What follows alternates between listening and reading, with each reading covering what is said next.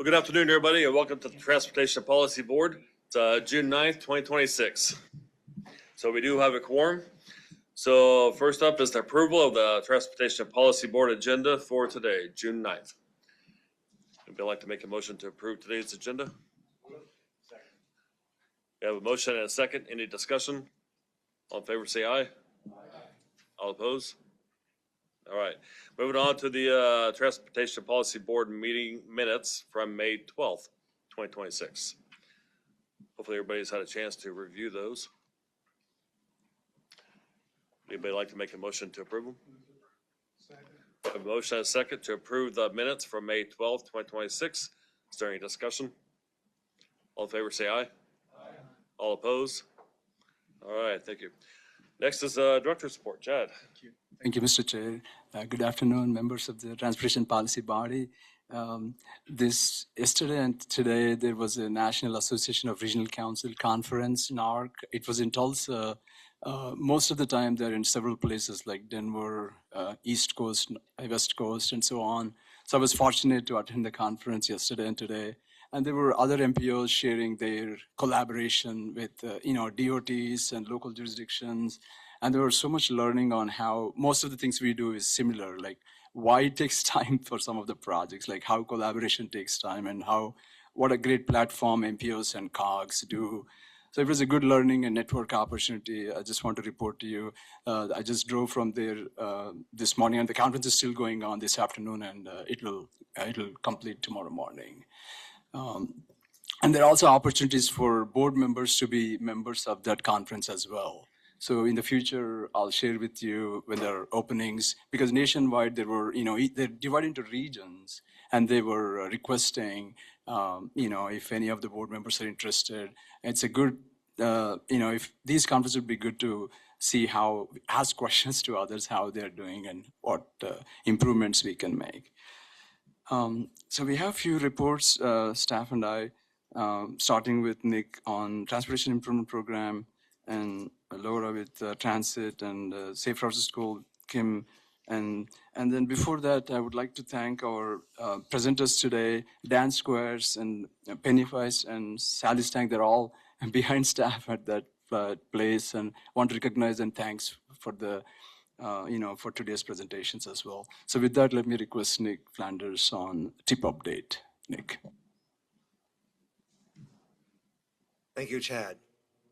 I'm just going to give a quick update on the Transportation Improvement Program for federal fiscal years 2027 through 2030. We completed the call for projects back in February and March, and we had our PSC meeting, and last month this body approved the awards of suballocated funding under the new TIP. And now WAMPO staff are finishing up the development of the overall TIP document, which is required under federal law to cover a 4-year period and include all projects that are either federally funded or regionally significant on the transportation system in the region. This includes both projects that are funded with suballocated federal funds awarded by WAMPO and non-suballocated federal funds coming through KDOT or Wichita Transit or other avenues.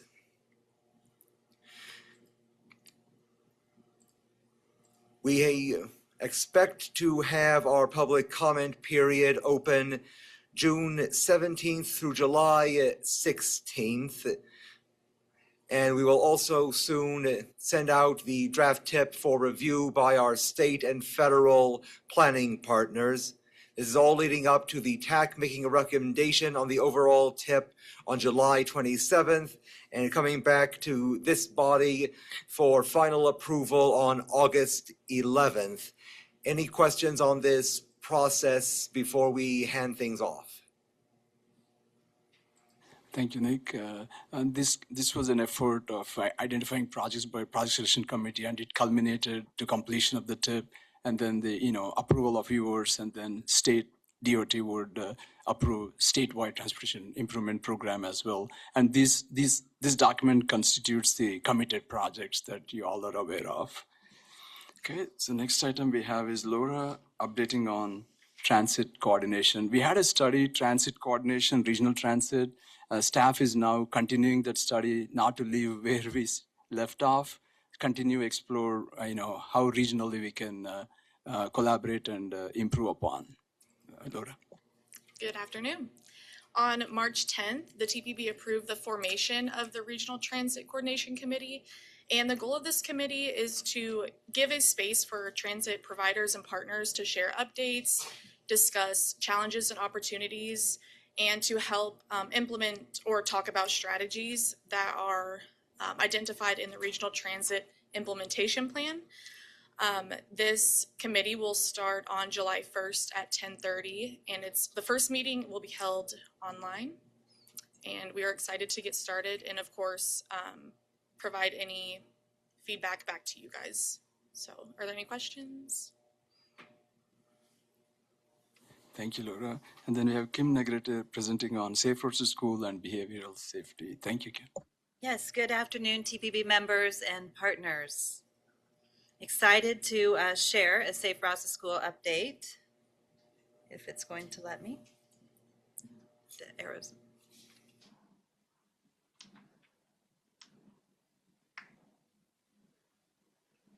Marky always knows how to work her magic. So just to give you a brief update, we're up to 57 schools who are participating, so we still have room for a few more schools to get started once school's back in session. So if you have any schools in your jurisdiction or area that you would like to get involved, please definitely let me know, and I can provide you a sample email or some language to reach out to those principals. We appreciate all the help you've given us in securing these partnerships. So just to give you a quick update, in your packet on page 15, actually we put together a one-pager for you just to give you kind of a highlight of where we're at and the data that has been collected, and then what you can find in the existing conditions report. So as we get existing conditions reports completed, we will be uploading them to this website that we have listed here for you. And those reports are being finalized and will lead to those recommendations and final SRTS reports. But if you look at the one pager at the top, it gives you just a brief, some data points about the data that has been collected. Almost 35,000 students are being served by the schools who are participating. So a significant number of students in the region. Almost 50,000 student travel tallies were collected. So very excited, and almost 3,000 caregiver surveys. So that is input directly from the parents and the caregivers and the community living around those schools. So in the existing conditions reports, you will find the topics that are in the blue boxes and listed here on the slide. We have maps of course, all the infrastructure. We have crash history, road speeds, and other data that's important to know about the infrastructure surrounding the schools. We have the school site circulation maps, which is basically the traffic flow. And then we have, as I mentioned, the issue and concerns maps as well. So you can see examples of those just on the one pager. So all of this is being compiled and put into these existing conditions reports. Right now, the principals and schools and the engineers and jurisdiction partners are reviewing those and finalizing those reports. So we should have them here in the next couple weeks. So for the timeline, right now through the summer, we're kind of working on those existing conditions, and we'll start working on those recommended improvements that you will see in those final reports. And then, of course, once school starts, we're back at it, out there doing the observations and data collection, all to ensure that we have 60 or more reports completed by the end of December. So any questions on Safe Routes to Schools? Okay. The next project that I've been working on with staff is really exciting. This is the Behavioral Safety Toolkit to really help jurisdictions and organizations engage residents in promoting safe roadway behaviors. Because as we know, it takes everyone to make a difference. And we often hear the cities or the county blamed for everything. And we know that it takes the whole village to make our roadways safe. So what we have been working on, we have a committee of partners from the jurisdictions and advocacy organizations. They've been meeting monthly. We are on track to have a draft toolkit hopefully ready for them to review, hopefully by the end of this month. The toolkit not only includes crash data and information to help inform the public, but also dozens of outreach strategies and resources to help residents take a more active role in spreading transportation safety messaging and engaging in local efforts. We'll also be creating a website resource hub, which will include resources, testimonials, and then ways to get involved. We'll have a share your story button and request information or presentations. So really trying to be more collaborative with the community and residents. So we anticipate that we'll have this completed hopefully by the end of July to bring to you for consideration. So any questions on the behavioral safety? Okay, thank you. Thank you, Kim. I appreciate it. Next item we have is project selection process. Just wanted to touch base on this item, and there's not much to update. We just wanted to make sure that we communicate that this is a priority and it is important to the board that following the discussion at our last TPP meeting, the project selection process was discussed by the executive committee at their May 21 meeting with attention given to the current process, past outcomes, and transparency. We want to continue that transparency, and that's why this bullet point is here. I don't have any brand new recommendations or anything, but just so you know, staff will continue to work with TAC and TPP to address any concerns with this process. Just to, again, just make light that this is important to us, and we want to ensure that nobody's under the impression that we're leaving this off the radar or anything like that. Any questions on that? Thank you, Peter. Thank you so much. And Mr. Chair, thank you. All right, thank you, Chad and staff. It was it's always great to get updates from you guys. All right, our next item is consent agenda. We have 2 items on the consent agenda. First one is a regional active transportation plan consultant contract, along with the household travel survey consultant contract. Peter? First, we have our regional active transportation plan consultant contract. So this plan will succeed the WAMPO regional pathway system plan that was developed in 2011. The previous plan was developed through collaboration with regional communities, and that's something we'd want to continue. This new plan will be most successful when we guide it with ongoing collaboration and jurisdiction engagement. We'd love to work with you to get the most out of this plan and make it the most beneficial to the region as we can. The new plan will include assessment of existing active transportation infrastructure, identification of gaps in the regional non-motorized travel network, evaluation of demand, design, and safety needs to guide future active transportation improvements, highlighting potential catalyst projects with a focus on regional connections between communities and cities. And then, of course, as a final deliverable, there will be, of course, be a regional bicycle facilities map, something very high quality that you could distribute to different interested parties.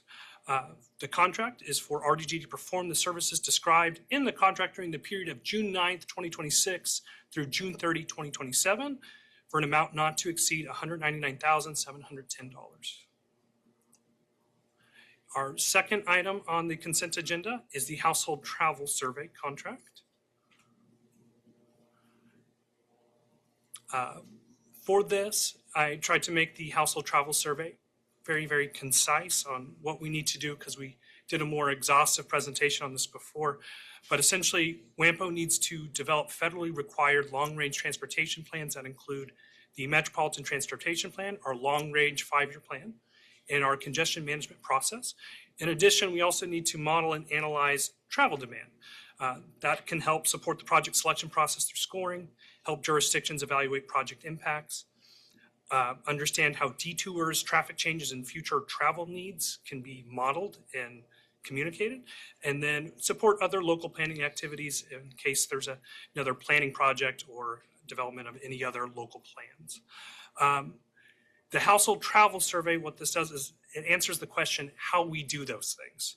So for household travel surveys, and this is beyond just WAMPO, it's MPOs, particularly larger MPOs, TMAs, those of MPOs with more than 200,000 people, need accurate travel data for travel demand models to be predictive and meaningful.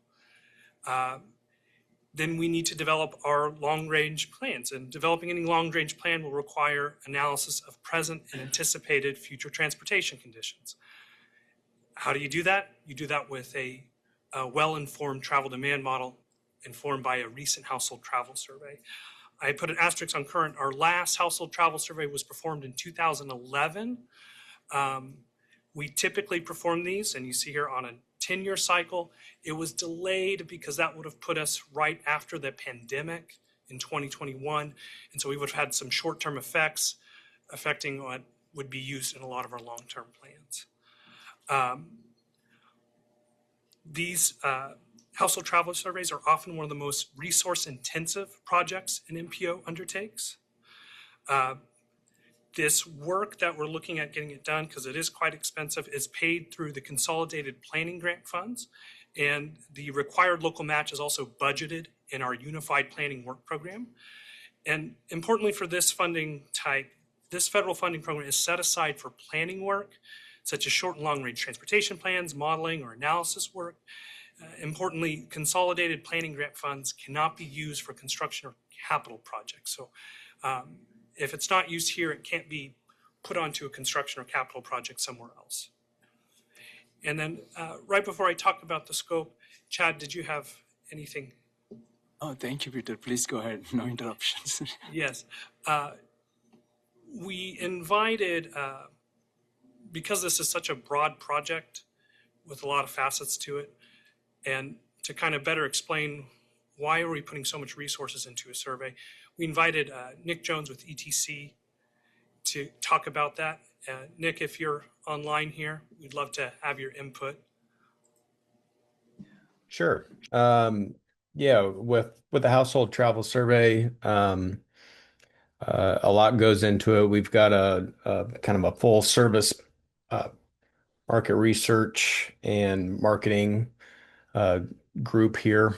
We'll be sending out just tons and tons. We'll end up depending just how successful the response rate is. But we'll be sending out lots of postcards, lots of mailers out to each of these households that are randomly selected. We'll also be doing follow-up calls via our call center to get people to participate.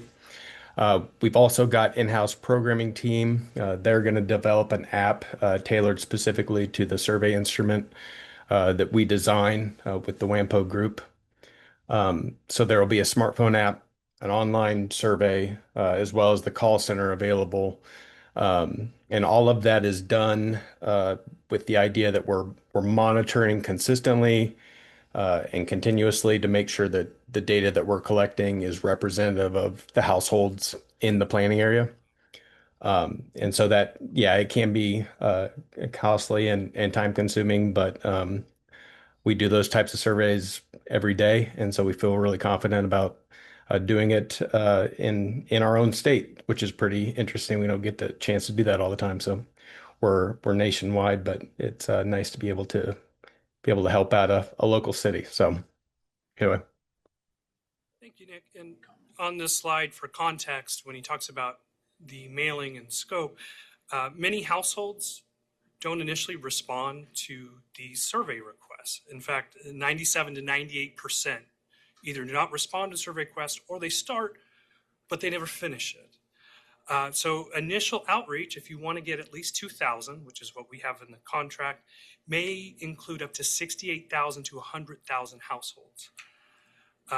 If you want to achieve that goal of about 2,000.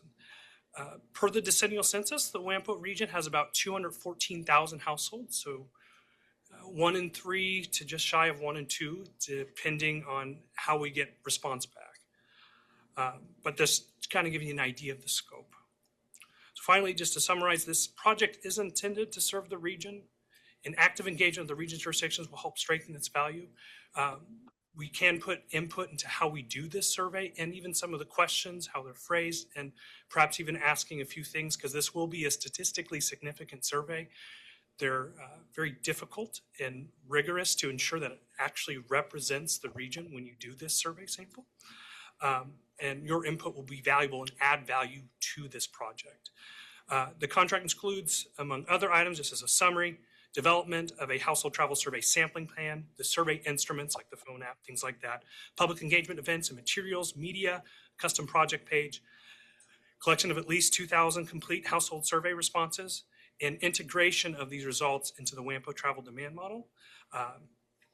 And some ETCs perform the services described in the contract during the period of June 9th, 2026 through December 31, 2028 for an amount not to exceed $878,000, $325.70. Which brings us to our action option, or our Thank you, Peter. Appreciate it. Go, Mayor. Hey, thanks for the report. I just was on your last slide that said the census was 214,000 households. So Commissioner Bluebonnet, we've just been through a lot with residential property tax. They mail out, was it 190,000 residents?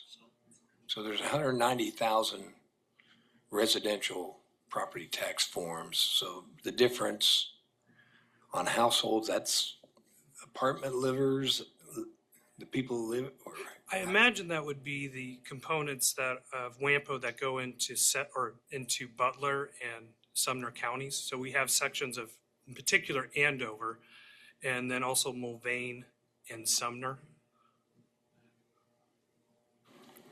I'm just curious. And of course, that's 2020 census in the region.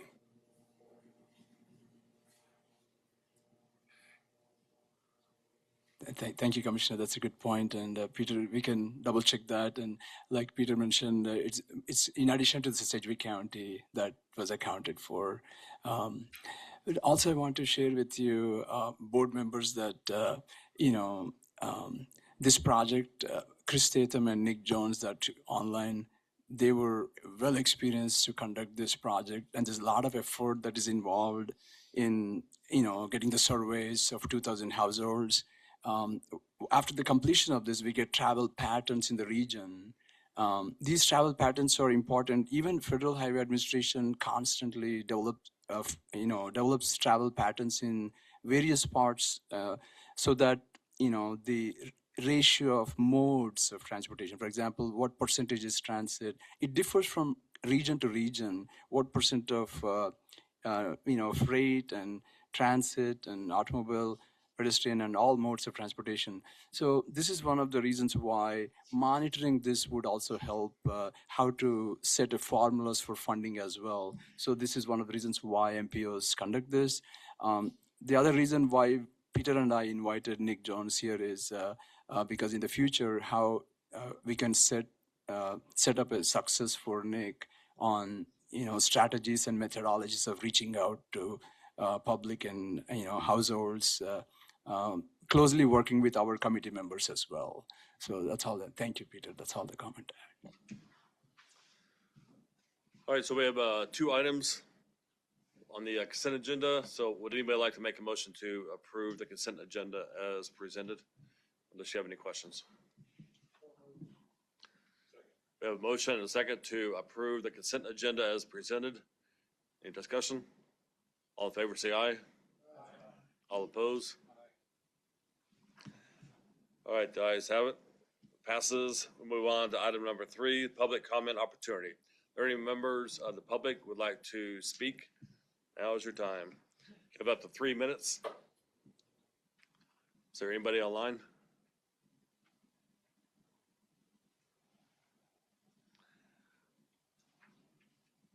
All right, not seeing any. We will move on to item 4, the action item, which there are no action items today.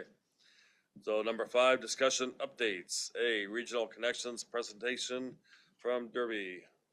Dan, welcome.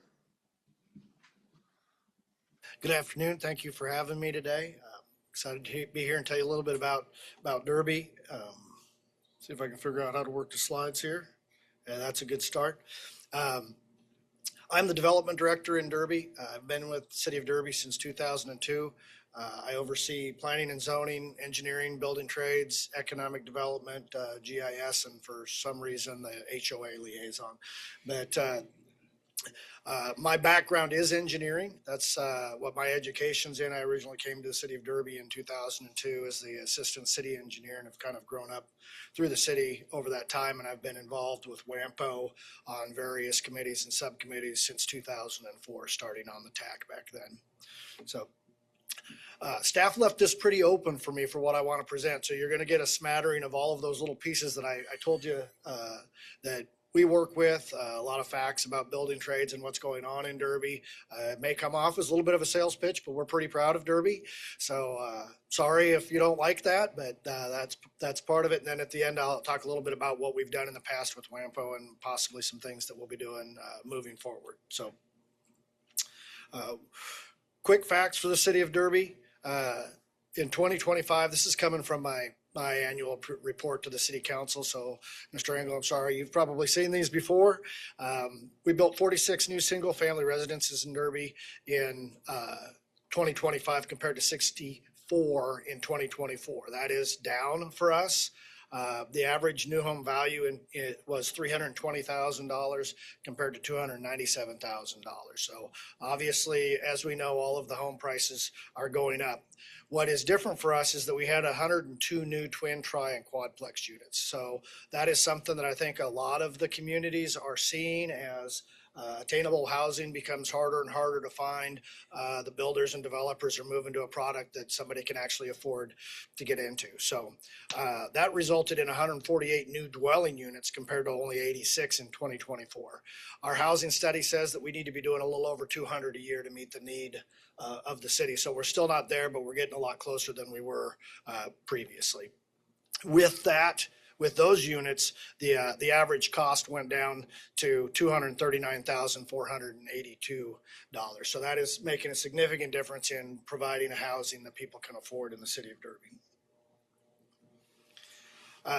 We did 28 commercial permits valued at $48.2 million compared to 31 permits valued at 17.5. So our average commercial permit value went up significantly. And I'm going to talk a little bit about our assessed valuation and how important that is to us coming up here a little further in the presentation. We issued 1,750 permits, performed over 5,000 inspections. We also do, under contract, we do building inspections in Rose Hill. So we did over 1,000 inspections in Rose Hill, and that generated over $600,000 in permit and plan review revenue for the city of Derby. Our engineering department designed and bid and built over $50 million in projects and generated another $1 million in plan review and inspection fees compared to almost half of that in 2024. So we've been pretty busy. We have 647 businesses registered in Derby. And that included 75 new businesses in 2025, which is an all-time high for new businesses for us in Derby. So in my time in Derby, I've really seen the city move from a traditional bedroom community to more of its own identity and its own destination is what we're seeing. When I show that, one of the things that's been exciting for us this year is that we've had a lot of infill development.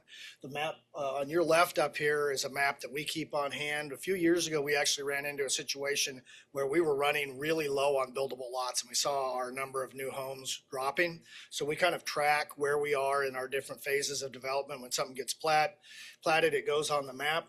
And then we put little colored dots that either it's got all the infrastructure it needs and is available for construction. A yellow dot means it's got part of the infrastructure, and a red dot means that there's no infrastructure there, but it's platted and zoned for that. And then the lime green highlights we've got on here are all new developments that are in the platting process being developed, but aren't through that process in its entirely yet.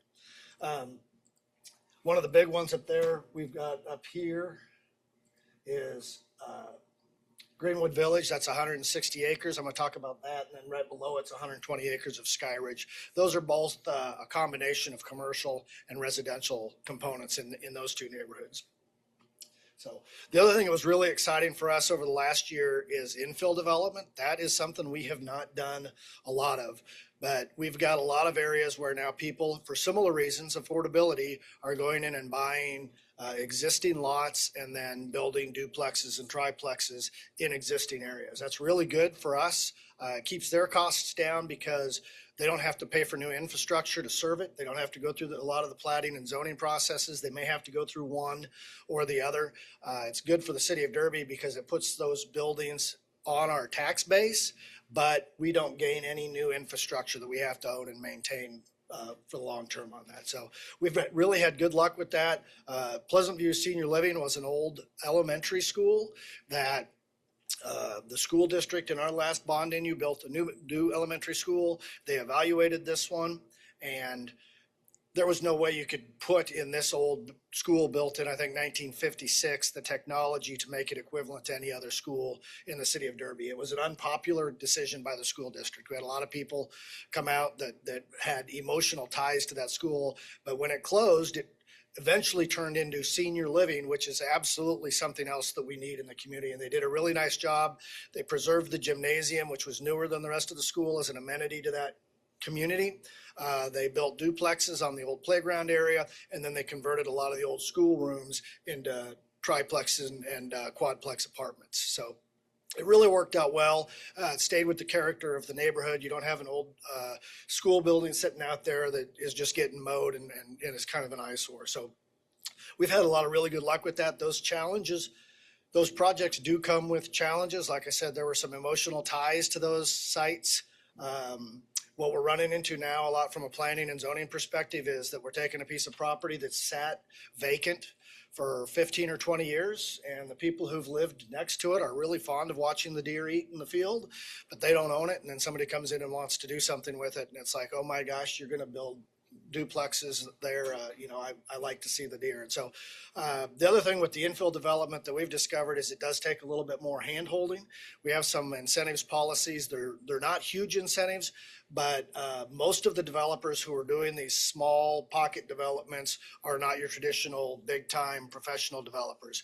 And so they need a little help walking through and understanding the zoning and planning process. We waive some of those fees up front just because that is something that has put them off in the past. Well, I don't want to spend $10,000 to go through zoning and plating of the property. So we do that, and then we reduce some of the building permit fees, but we don't typically offer any type of incentives like an IRB or anything like that for most of these that would keep them off of the tax roll. So we give up a little bit up front, do a lot of hand holding, but it's proven to be pretty beneficial to us at the back end.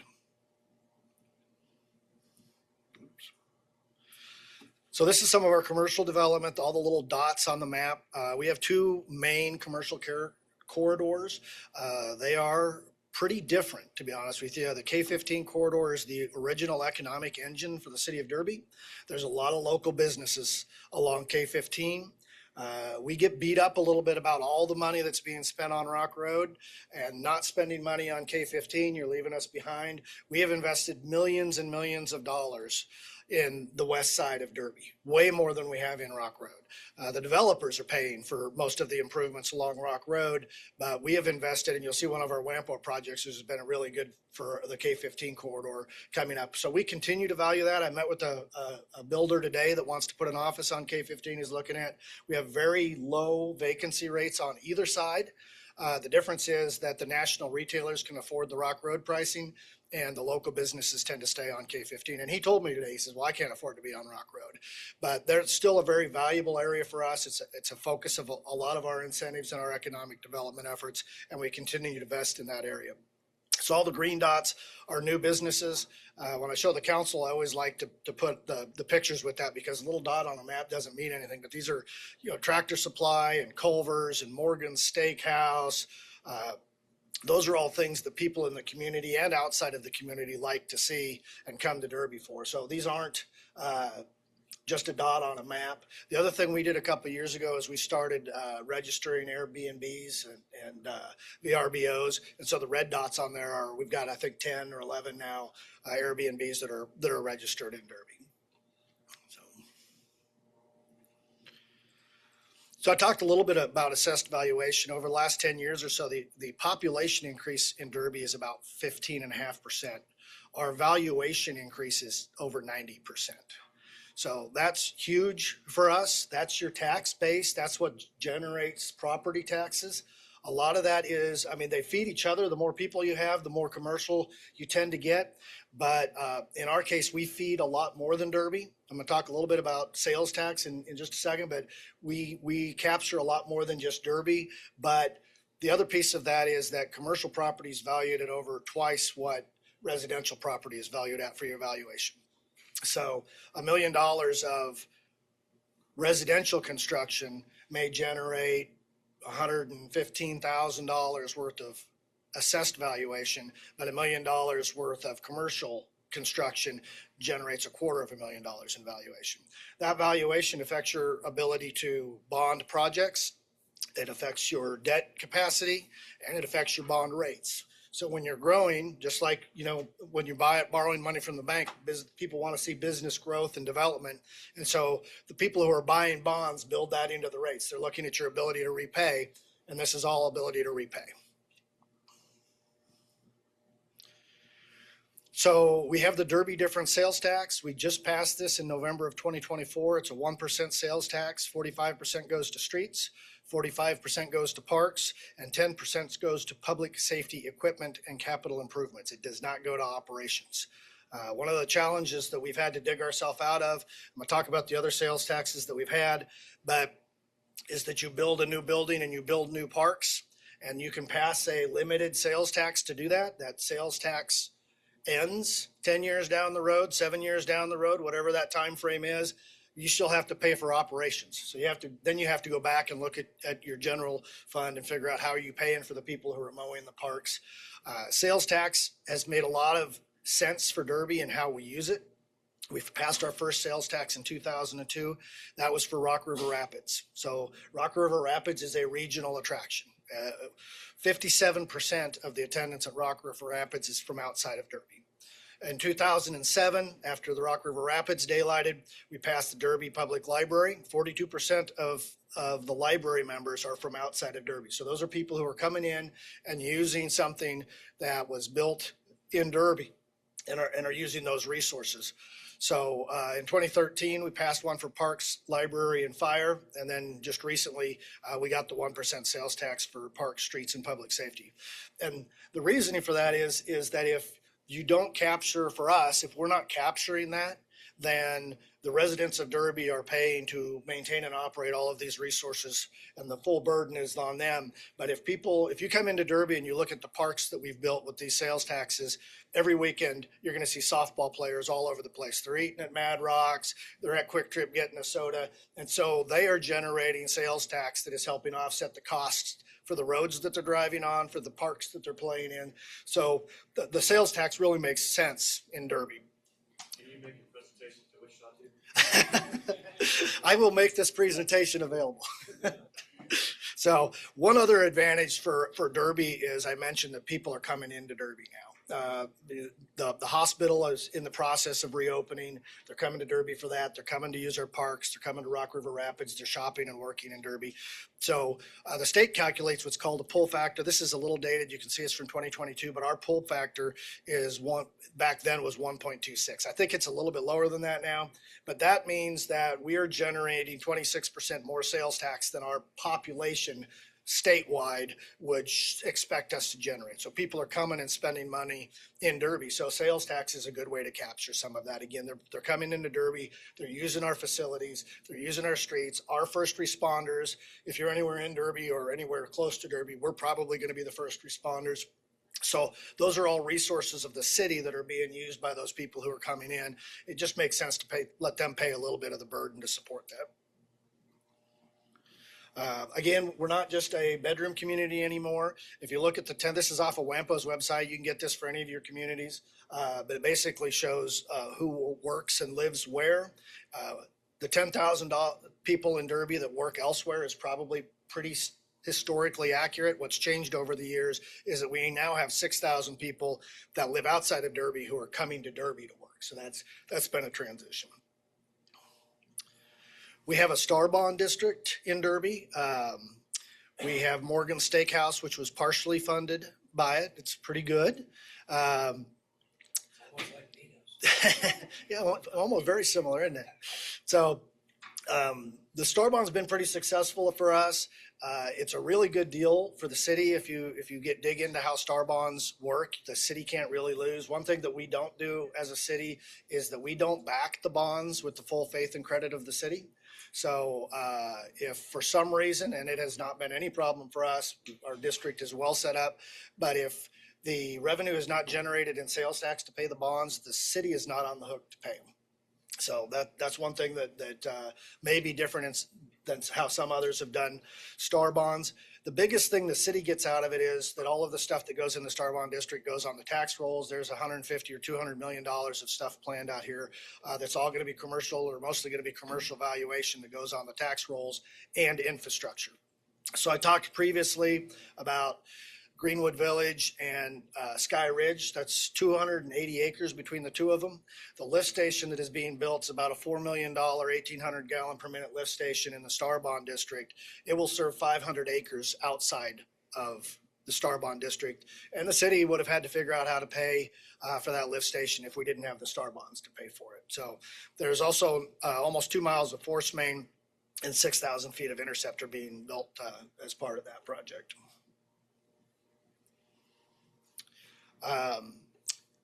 If you saw it on the news, we did break ground on the Crystal Lagoon. There is some confusion, I think, on what that Crystal Lagoon really looks like. If you go to their website, it's a pretty neat product. It looks like you're in the Caribbean. It's blue water. I visited one in Texas. It's fully lined. It's like a 4-acre swimming pool. They bring in white sand and have a white liner underneath. It is not a pond. It's not what we would typically think of as a pond or a lagoon. With that amenity is proposed right now, a multi-sport complex, a hotel, 3 apartment units along here, and then numerous amenities also along the lagoon. So one thing that's also a little bit different about Derby is bike paths. We got on the bike path train in the 90s. We have required sidewalks on both sides of the road since 1994. We have over 27 miles of hike and bike path. Pre-WAMPO, or even before pre-WAMPO started taking on bike paths, we mostly did these through KDOT. There were a lot of federal programs with money administered by KDOT, so we got a lot of those bike paths paid for, 75%, 50%, 80% with federal funds. So we've built those, but we've also invested whenever we do a project, whenever we build an arterial street, we build at a minimum a bike path on one side, and then we require a 10-foot sidewalk in front of all commercial development. So in our commercial areas, we pay the difference between a 5-foot sidewalk and a 10-foot sidewalk to put those in our commercial areas. So very walkable community. We have had great partnerships on several projects, including our bike paths. Aviation Pathway goes up Buckner and Derby, which turns into Oliver. It heads to Spirit, now Boeing. That was a partnership with WAMPO and Derby and Sedgwick County, and it connects Derby's entire bike path system to Wichita's entire bike path system. So then in 2020, we had a 3-way partnership with Sedgwick County, the city of Derby, and Mulvane, and we did the same thing where we built several miles of bike path down to Mulvane. And so now Mulvane is connected to Derby's bike path and then also to Wichita's bike path. So you can get on a bike path in Mulvane and go all the way into Wichita's bike path system if you want to. The county was good enough a while back to build about 2 miles of bike path with their 63rd Street project. We think eventually there will be a connection to Rose Hill there, so that will tie them back in to Derby and then to Wichita. And ultimately, we'd like to see it go up to McConnell on Rock Road, build another Wichita connection, and connect McConnell Air Force Base to Derby. So WAMPO projects, this is one we just finished. We just had a ribbon cutting a couple of weeks ago. Nelson Drive in Derby has been a bit of a problematic area for us. This all started with a TEEP study through KDOT. Nelson Drive literally sits like 60 feet off of K-15. So every time you have a arterial street come in, you have almost a 6-legged interchange. So we did a TEEP study. It showed that we had more accidents, which we already knew, than we should at those intersections. It offered suggestions on what to do. We originally built a median at Red Powell. It was very effective and very unpopular. So we reimagined that. That was one of the cheaper options that was presented in the TEEP study. We did an area plan for this area of K-15. This area back behind the roundabout is an area that we annexed from the county in 2000. It is an old industrial area. Those buildings were built in the 60s and 70s. They have outlived their useful life. They look way better in that picture than if you're standing out there. I'll tell you right now. So this is definitely a plan to reinvest in the K-15 corridor. Those lots are deep, narrow lots. They have excellent visibility from K-15 and had really poor access. So the access and circulation is something that we improved. We built a roundabout here. This is Walmart. There's a traffic signal, a new traffic signal on K-15, and then we will build this rearage road so that these deep lots will actually have a road on both sides, and that rearage road will eventually connect north to where Menards is going to be built. So that is a WAMPO project that we just finished. We just submitted PS&E for our Rock Road project, which is our other WAMPO project that we've been working on. This basically reconstructs Rock Road like we have south of this location to an urban standard. So as we've developed north, we've annexed, we've taken over the streets, we've reconstructed to an urban standard. So we'll be putting turn lanes in. We'll put a bike path in along that corridor. Like I said, this is Greenwood Village right here. That's 160 acres that is platted for development.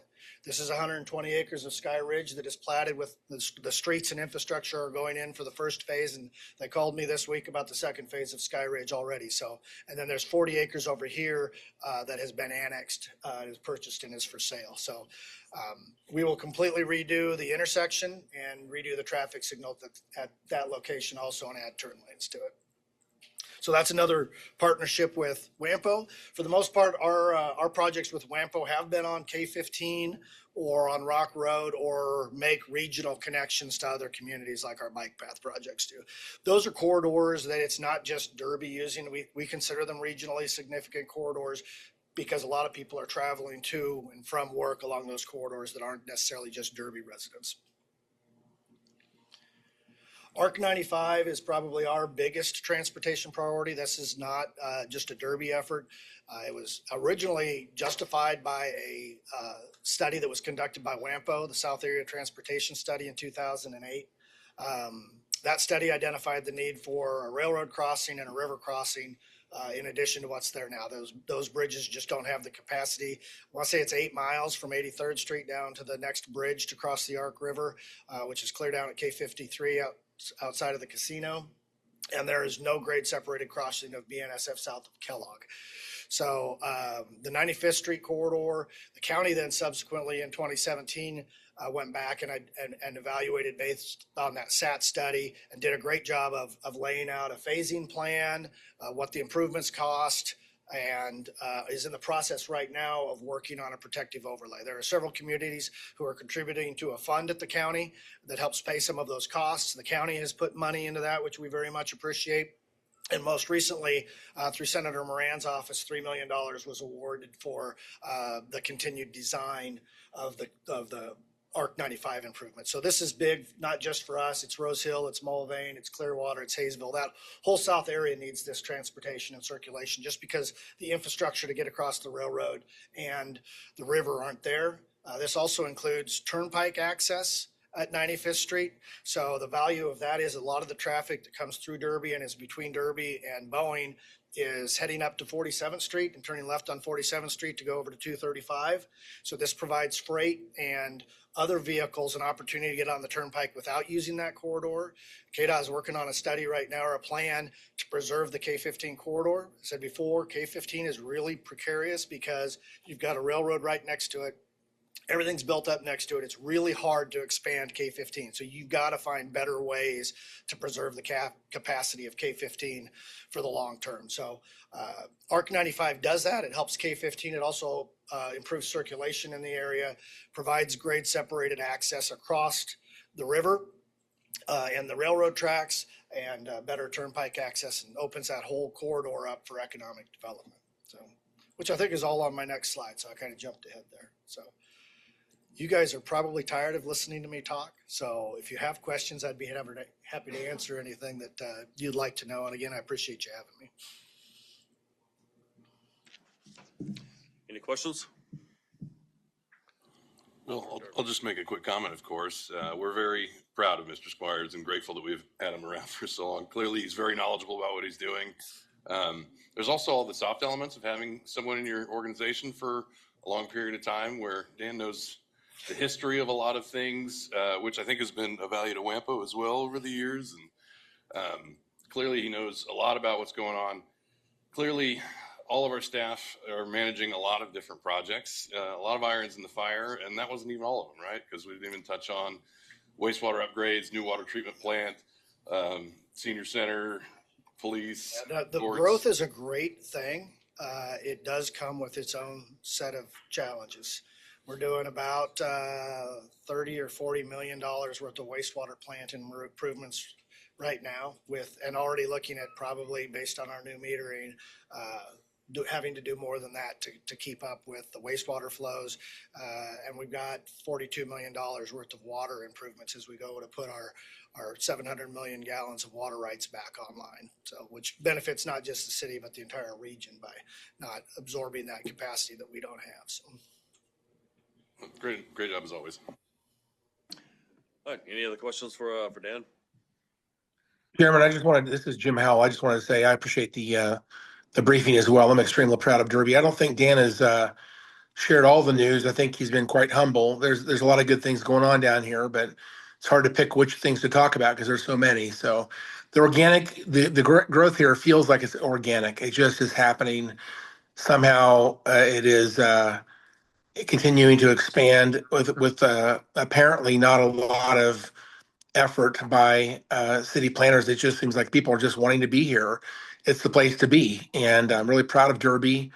It's an amazing community. I love living here, and I'm so glad that Dan took time to share the showcase of Derby today. Thank you, Dan.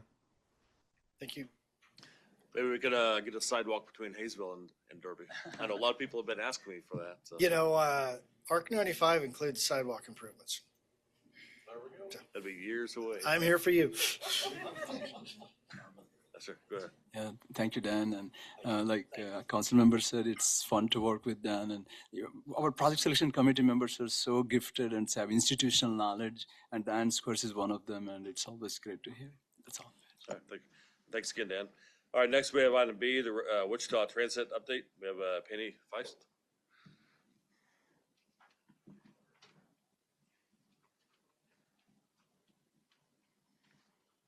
Hi, everybody. Thank you for the invitation and happy to provide an update on Wichita Transit today. It's going to be really high level, so if there's something that interests you, I'm happy to talk more about that at the end. But we'll start here with just the overview. Wichita Transit operates 50 fixed route buses. So these are the large buses, 35 to 40 feet, carry about 40 people per bus. We have 11 of those that are 100% battery electric. Of those 50 buses, 30 are going to reach the end of their useful life by 2030. So a bus lasts about 14 years. And of course, we can run it longer than that, but that just increases the amount that we spend on maintenance. We find ourselves replacing a lot of engines and transmissions, which can be very expensive for our operations.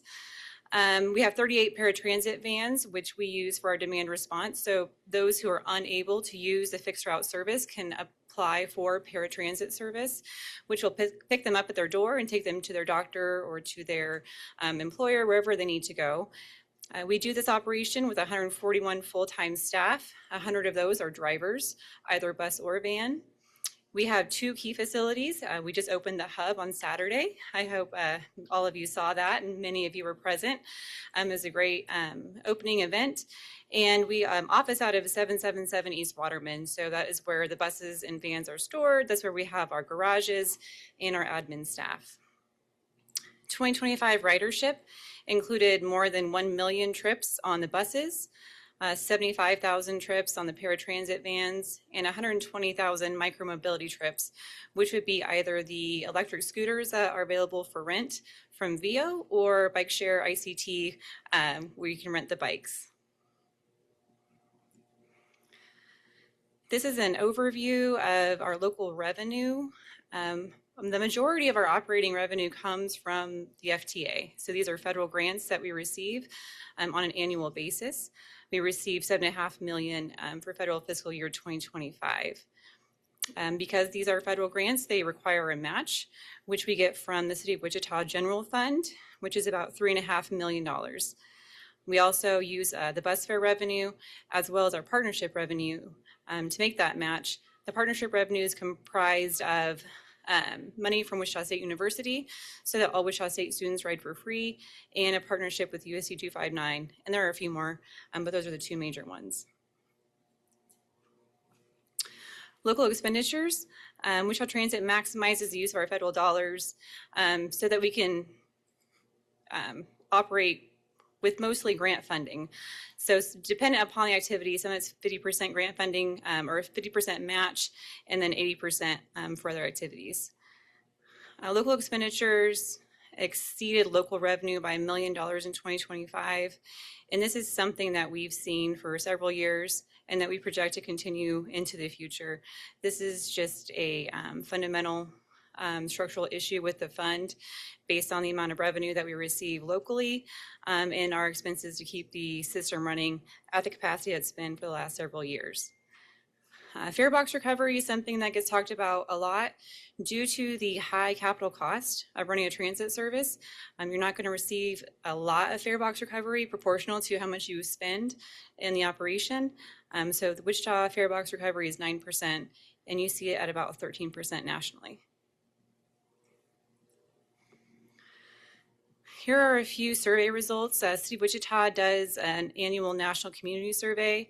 18% of the general public in Wichita reported the ease of public transportation to be excellent or good. 24% rated the bus or transit service as excellent or good. 9% had used the queue line. 49% had carpooled with adults or children. That number increased from the year prior. And 39% walked or biked instead of drove.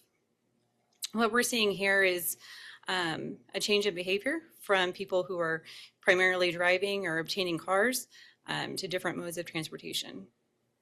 We surveyed the riders as part of our network redesign. We scored our highest marks for safety and the lowest for the bus stops being comfortable.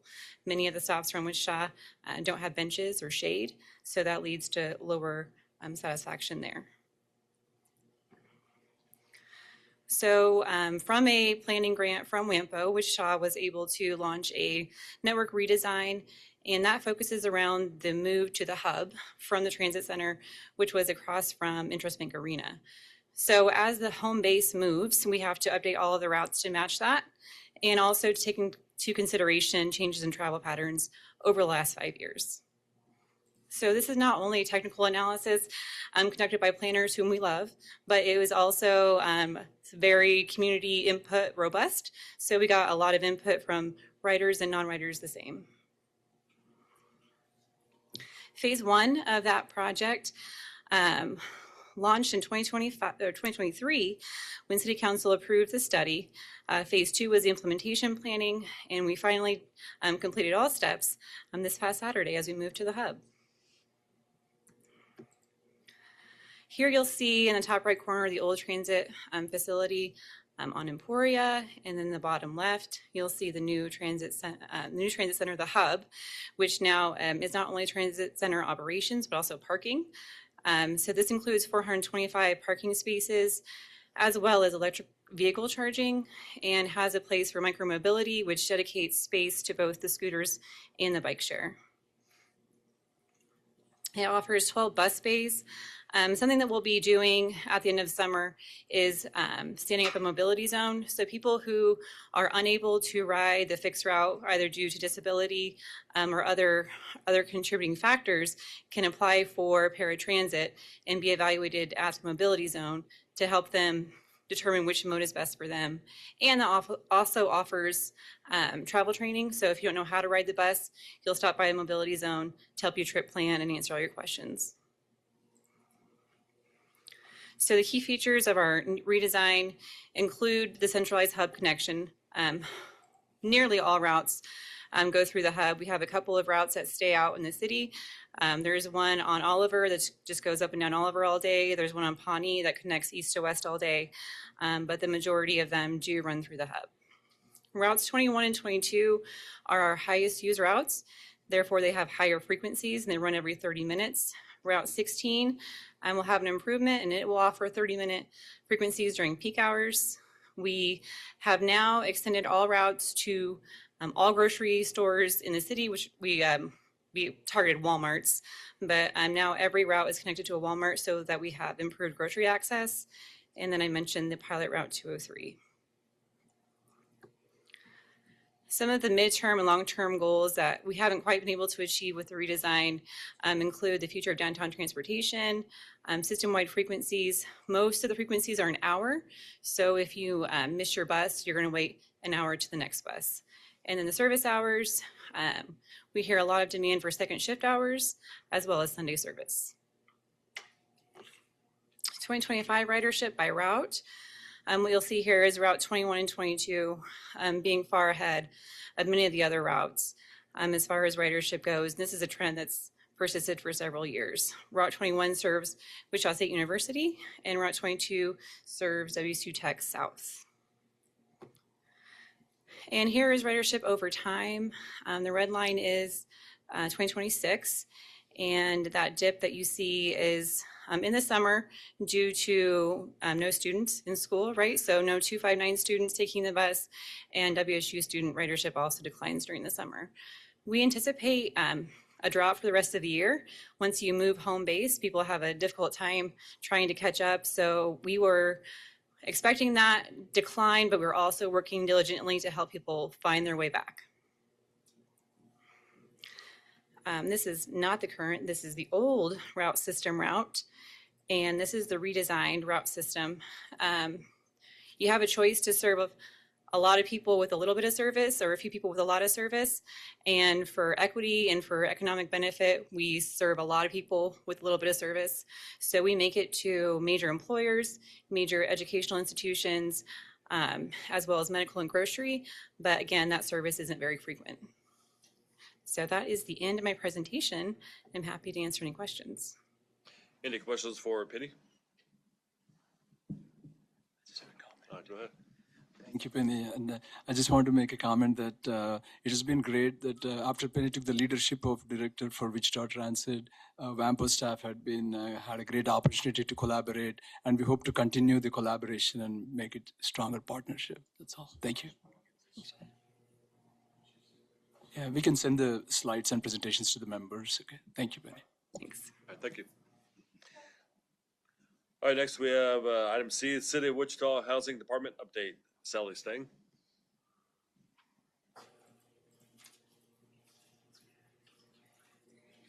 Well, good afternoon, everybody. Thank you so much for having me. Again, I kind of have a little bit of a mishmash in my slides, providing a department overview as well as an update on some of our key projects. I'll tell you, oftentimes I'll run into people in the elevator in City Hall who don't have any idea of all of the programs and projects that we have going on the 10th floor. So we are a department of the city, but we actually serve in two other capacities that are often in most communities separate organizations. So we serve as the Public Housing Authority, and our jurisdiction is actually all of Sedgwick County, all of Butler County, and Harvey County outside of the city of Newton. And so that operates on a program year of January to December. We're also a community action agency, and have been for more than 30 years. And so we, as a subrecipient to the Kansas Housing Resources Corporation, deploy programs to fight poverty. And our jurisdiction for that funding is Sedgwick County. And they have an 18-month program year, which every time they say it, I go, what? Yes, 18-month program year, April of one year to September of the following year. So we have an overlap of summer months every year where we have two 2 years of funding available. And then we're also the Community Development Administrator. So we administer the CDBG, home, and ESG funds from the Department of Housing and Urban Development. And our jurisdiction is just the city of Wichita. And our program year is July to June. So as planning people, right, we are always in a planning phase and we are always in a reporting phase every minute of every month of every year. So always a bit challenging. Also, our funding is very broad. It's 98% federally funded from HUD, Health and Human Services, Department of Justice, state with Kansas Housing Resources Corporation, Sedgwick County, and the city of Wichita. And our budget, as you see in this graph or in this listing here, it varies from year to year. It can vary due to federal administration. It can vary due to something like COVID-19 that hit. And as you see, our funding actually went up significantly in 2021 and 2022 as we deployed those COVID resources. So it is very, very dependent. And the regulations across all those federal programs are different. So we're always juggling something to make sure we're always in compliance. But in a nutshell, we have 5 program areas in which we operate 36 individual programs. And we've actually just reduced from 40 programs to 36. But we have rent assistance programs such as the Section 8 Housing Choice Voucher Program, or our renovated public housing, that's now the RAD program. We have homeowner assistance programs, so home repair or down payment assistance program to assist homeowners. We have individual and family support programs, so workforce development, assistance with education, childcare, transportation, all of those barriers that might be keeping people in poverty. We have homeless service programs. That's an area that has exploded in recent years. And then we have community development programs, which can be infrastructure, it can be public services, it can be housing development, it's the whole myriad. But we have a few key projects I'm sure people here have heard about, and I'm sure my council members have heard much about. But first is the Second Light Multi-Agency Center.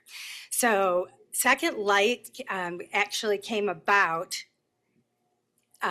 in 2022, the vision started.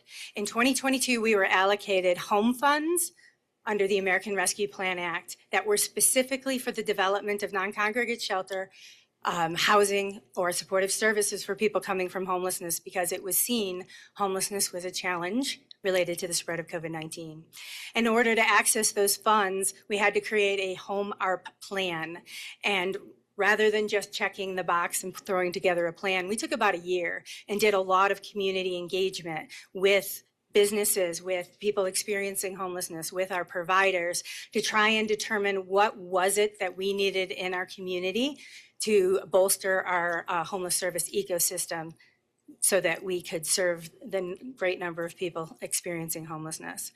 And after that year, that plan went to HUD, took them about 3 months to approve, but on March 27th of 23, they actually approved our plan. And what came out of that plan from all of that engagement was that we needed a one-stop shop, a place for providers to come together where people could come to get services and connected to housing to end their cycle of homelessness. And that's where the vision came from. It was a whirlwind. I said March 27th of 23, that plan was approved. Well, in May of 23 is when USD 259 had announced the closure of Park Elementary School. And we actually ended up closing on that property in September 11th of 2023. So things moved very quickly thereafter. And the city invested ARPA, state and local fiscal recovery funds, of just over $2.7 million in order to do the renovations necessary to use that school for emergency winter shelter that year. And if you can imagine, what I didn't realize at the time was, yes, we did not need sprinklers in a school, but man, as soon as we were gonna put shelter in there, we needed sprinklers. And so it was a huge challenge for us to get under contract, get bid, and get a sprinkler system and renovations necessary to open before December 1st for winter shelter. So that was a huge undertaking. And that winter saw over 1,100 unduplicated individuals come in for service that winter. The next move, the city council actually allocated an additional $6.3 million to renovate the rest of the property, to do the permanent renovations to the shelter space, to make renovations necessary for collaborative space for agencies to come together. And that work actually just completed in April 1st of this year. That work was substantially complete. And then they also invested $5 million in ARPA funds to support the operations for 25 and 26. And now in 2025, the council dedicated $10 million in public housing sales proceeds towards the construction of a new 75-unit apartment complex that is going to be located on the site. That will include 25 units of non-congregate emergency shelter on the first floor and 50 units of housing above it. And we've actually broken ground on this project in May of just last month, and we're expecting a 13-month build. So this is expected to be complete in June of 2027. So that has been how we got there and where we are at the moment. It's still a work in progress. There are still more needs. There's still more collaboration, but we are making great strides in serving people and being able to connect people directly to housing.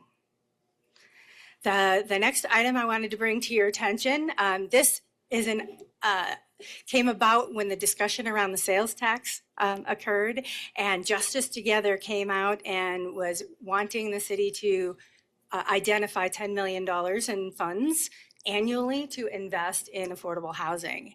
And everyone knows affordable housing is key. It's not just key in homelessness, it's key for all families. And there is a tremendous need across the country for additional affordable housing units. And we have been able to limited funding streams, one-time type funding streams, commit that we can invest at least $10 million this year and the next 3 years going forward.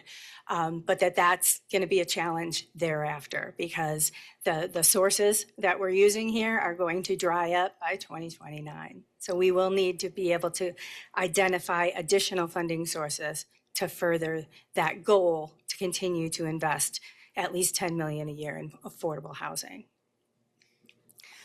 The last project is actually our public housing disposition. This has been something the city has been attempting for almost 10 years, 2017. This started down this path. And that even predates me. The Wichita Housing Authority applied to HUD to reposition all 578 units it had of public housing.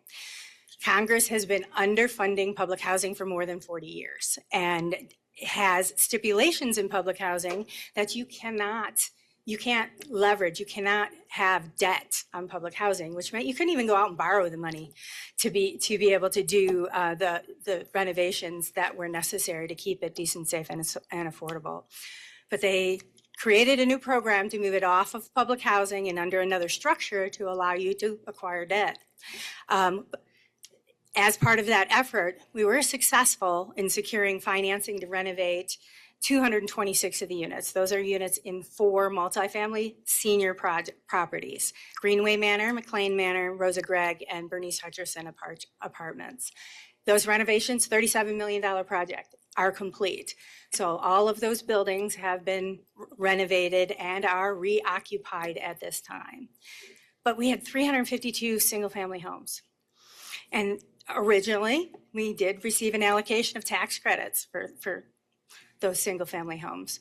But our tax credit investor didn't follow through, said after their underwriting, they determined it was too expensive to manage and maintain single-family rental housing. Even HUD, under a 221D4 loan, said, nope, we won't give you a loan. It's too expensive to manage and maintain scattered site single-family homes. I was like, yeah, we know, especially with the way they fund them. But HUD provided technical assistance, and their recommendation was for us to sell off all of those homes and reinvest those proceeds in multifamily housing. It took a long time to do that between environmental review on every single site, capital needs assessments, getting HUD approval on disposition applications, but we are almost there. I say that every time. We are almost there. We got our final approved disposition application was approved in mid-2025. And as of May 5th, we had sold 267 of the 352 units, and we had 28 pending sale at that time. We deliberately used a mixed methodology to dispose of those properties. We sold some units on the open market without use restrictions through the city's real estate office and on the multiple listing service. Some units were sold using affordable housing funds that the city allocated with use restrictions for home ownership and down payment assistance. We sold some units with affordable housing funds and project-based vouchers for long-term affordability. We sold some units with under an RFP without use restrictions and without additional subsidies. So we used a mixed methodology on purpose. And we've seen some great successes come out of this. So I've provided some examples. Of this particular house was sold on the open market with no use restrictions in February of 24 for $87,000. The private developer renovated it, resold it 3 months later for $137,000, which is still affordable at 50% area median income, people making 50% of the area median income. So that's a huge success. A second, open market, no restrictions, sold for $80,000. They renovated it, resold it for $165,000. There was money to be made here. Still affordable to people at 50% area median income. This particular property was sold to Habitat for Humanity. They purchased it for $38,000. They did the most extensive renovations and resold it in December of 2025 for $162,000. This still affordable for people purchasing at 80% area median income. Other properties sold under an RFP with affordable housing funds for $42,000, renovated and leased under a project-based voucher to a family of 9 with an income at 30% area median income. This is still affordable housing. Another one sold on the open market, no restrictions, then resold, leased on the open market, still at an affordable rate for people at 80% area median income. So we've had some really great successes.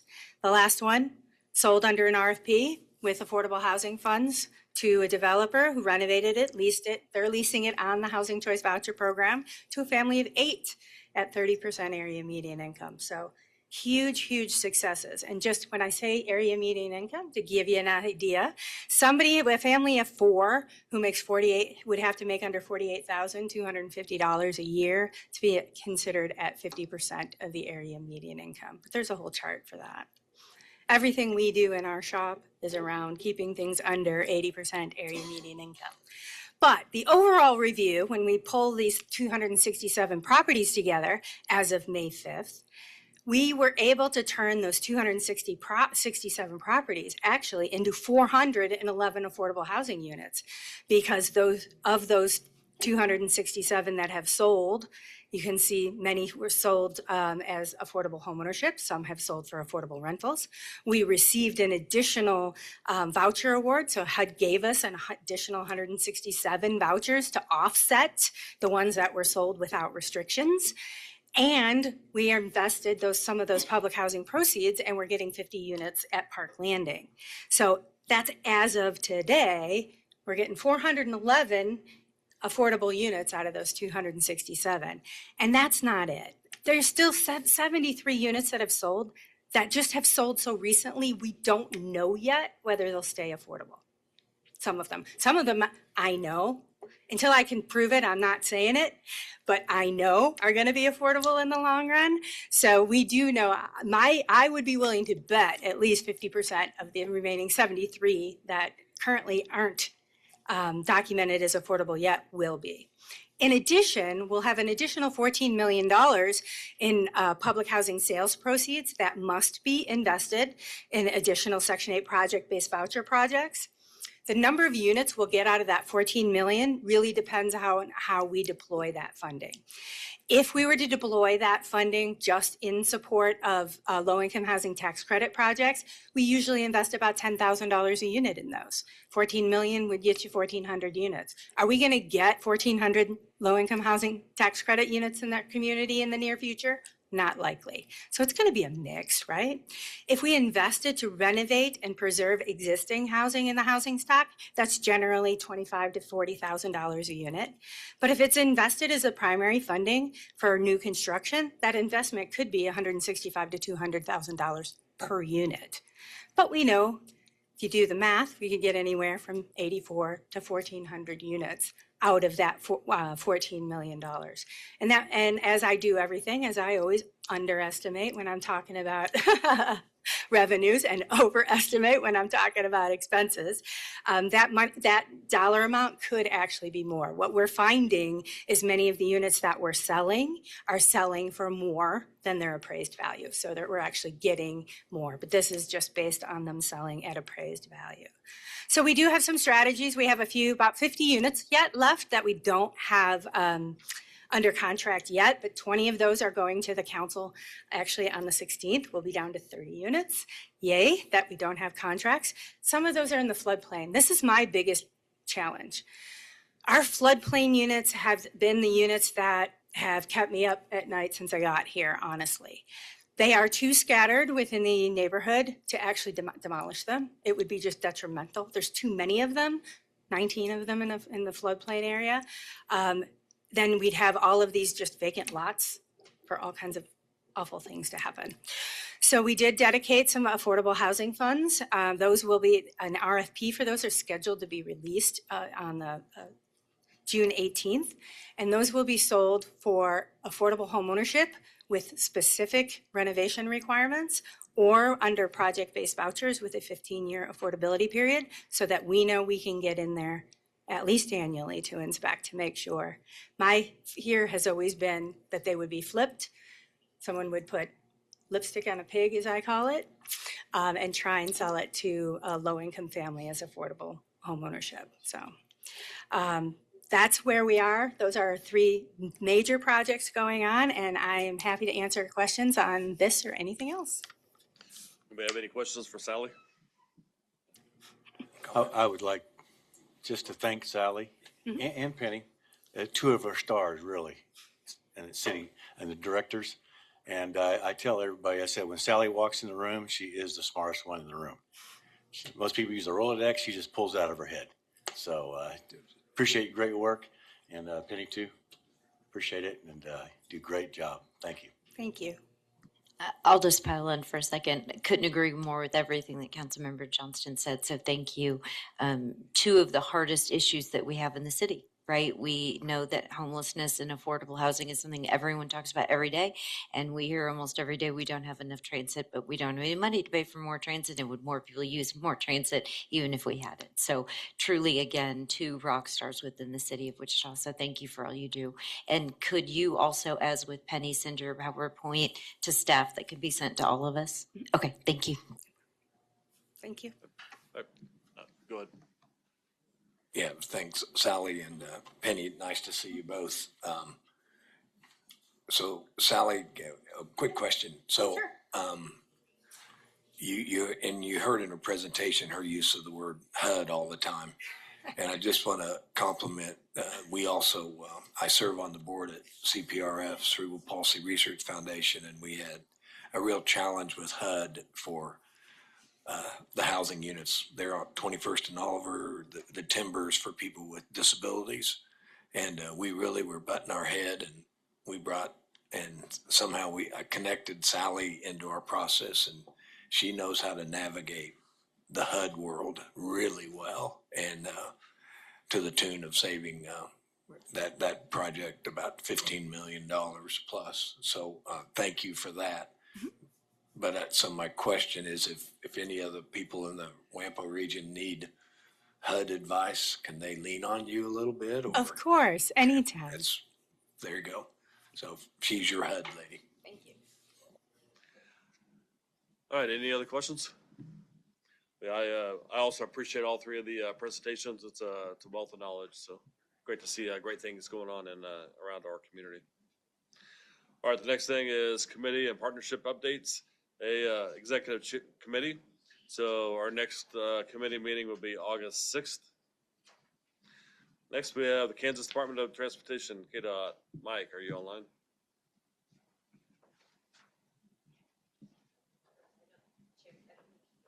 Okay. Next, we have Wichita Metro Division, KDOT, JB.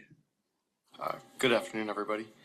As many of you know, we are currently redecking northbound I-135 to westbound US 54, and we're also building a new ramp from southbound I-135 to eastbound US 54.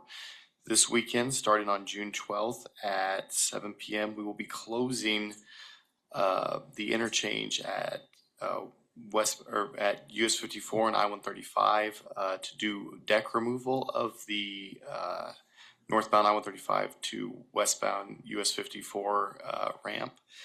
The following ramps will be closed: northbound I-135 to westbound US 54, southbound I-135 to eastbound US 54, eastbound US 54 to northbound I-135, westbound US 54 to northbound I-135, westbound US 54 to Washington Street to westbound US 54, Washington Street to eastbound US 54, and the Grove on-ramp to US 54.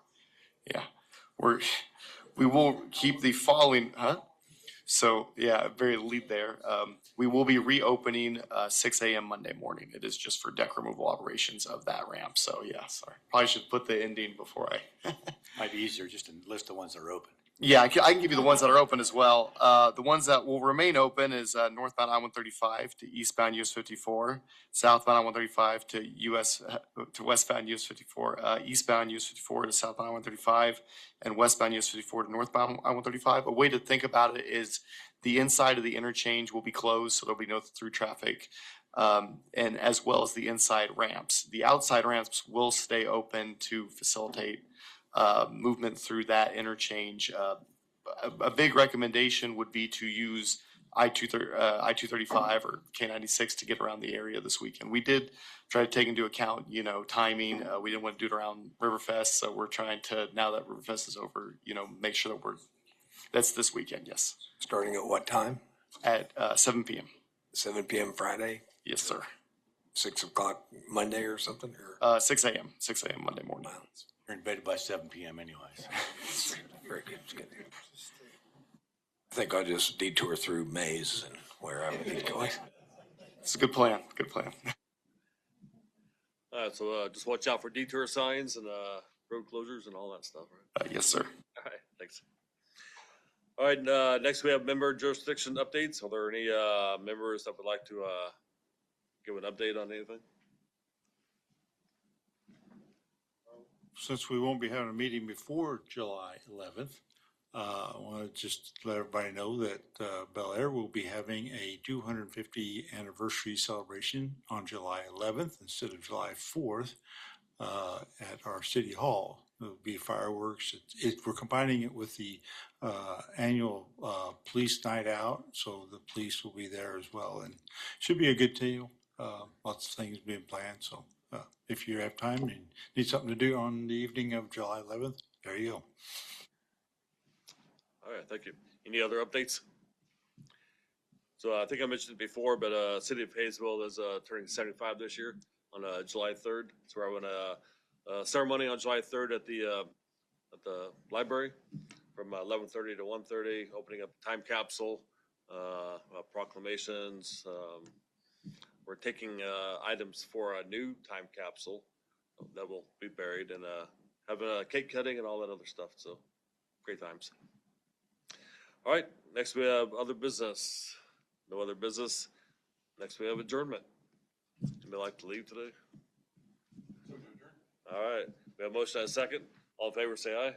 Aye. All right, thank you.